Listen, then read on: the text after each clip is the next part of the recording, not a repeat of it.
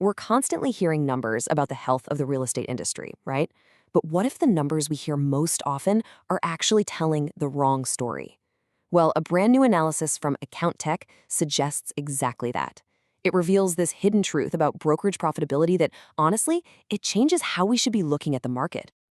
So that brings us to the big question, the one we all want to know. How healthy is the real estate industry really?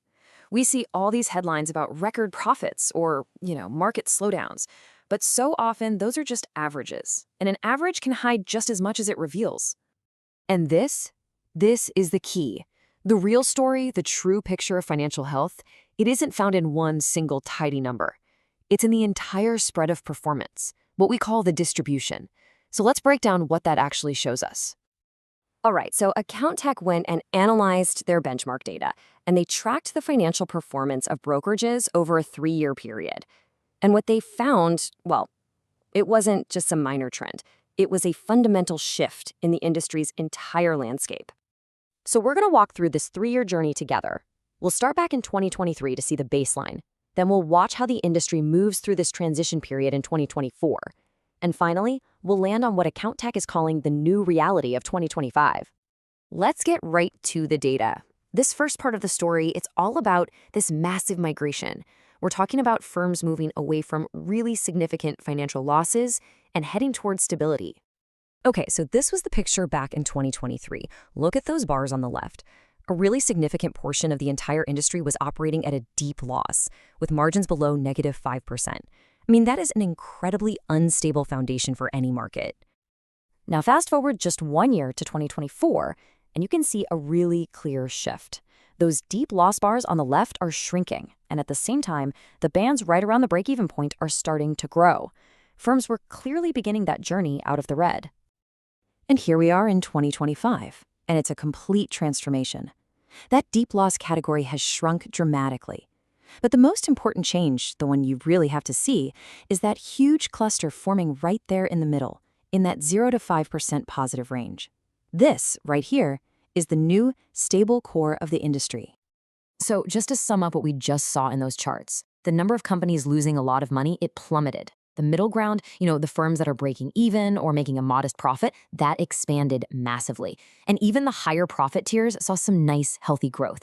The entire system just got healthier. And this brings us right back to our main idea. Why is looking at the data this way so much more insightful than just, say, looking at a simple average? Here's why it matters so much.